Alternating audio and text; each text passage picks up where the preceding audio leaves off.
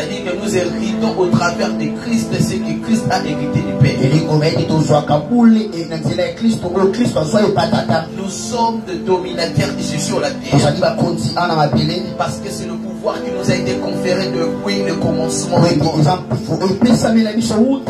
Le Seigneur nous a donné toute cette autorité de missionner, de gouverner, d'assister sur toutes choses.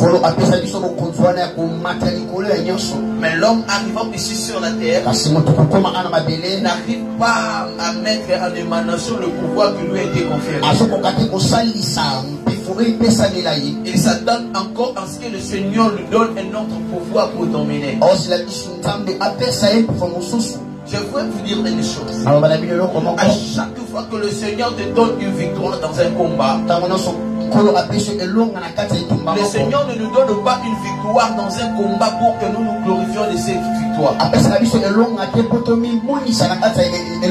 Lorsque le Seigneur te donne une victoire dans un combat, il te dit parce que lorsque tu auras encore un autre combat, tu dois combattre sans moi.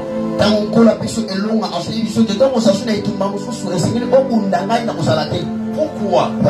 Parce que je t'ai déjà donné tout le pouvoir. Alors ne revenez plus vers moi pour chercher encore notre pouvoir. Et c'est ça le mal, en ce que quand l'homme reviendra vers Dieu pour chercher la victoire auprès de Dieu, Dieu ne lui donne pas la victoire. C'est comme ça qu'à chaque fois que tu pries sur le même sujet, à qui Dieu fait déjà la réponse autrefois, mais tu veux encore avoir le même résultat comme tu l'avais reçu autrefois, tu ne le reçois pas. Si la prière t'avait donné l'argent autrefois, et tu cherches encore à prier pour avoir de l'argent, tu te rendras compte que tu n'auras pas d'argent comme tu l'avais reçu autrefois. Il y a plusieurs personnes qui ont déjà fait ce constat, n'est-ce pas? Le plus important, donc ça c'est quoi? C'est que le Seigneur, quand te donne la victoire dans un combat, ce n'est pas pour que tu recouvres vers le coup de te donner encore notre victoire quand le combat sera là.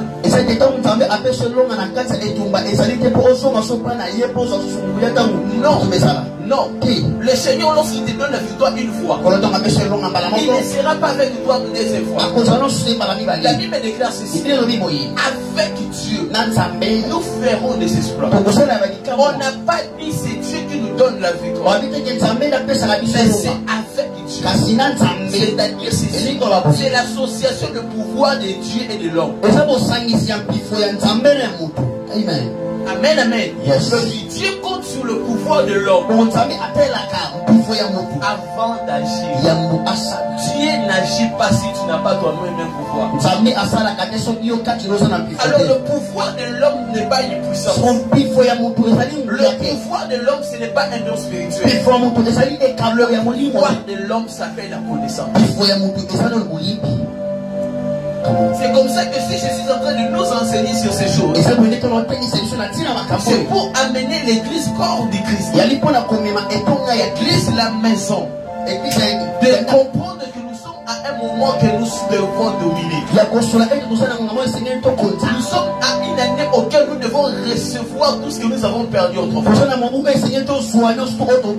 En cette année de la restauration, le Seigneur veut s'assurer avant de vous restaurer tout ce que vous avez perdu, que vous avez appris de vos erreurs.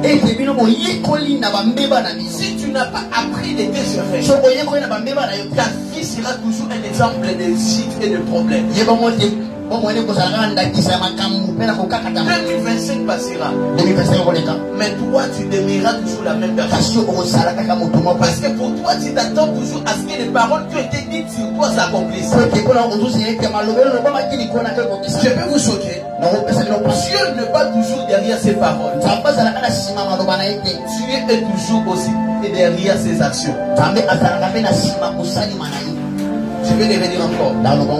Dieu n'a toujours pas été derrière ses paroles. Dieu a toujours été derrière nos actions.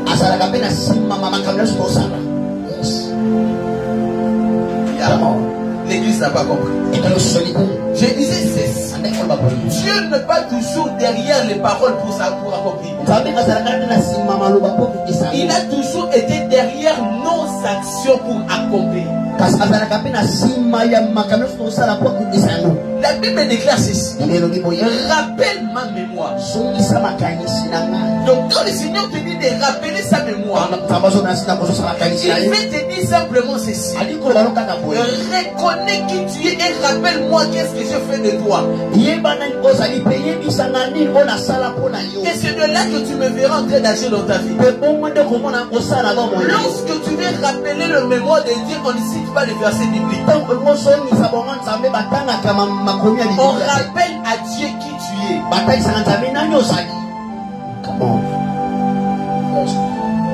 Dis-moi un très bon amen. C'est comme ça que quand tu es en train de prier, souviens-toi de la mission que Dieu t'avait conférée. Qu'est-ce que Dieu t'a dit de faire un jour?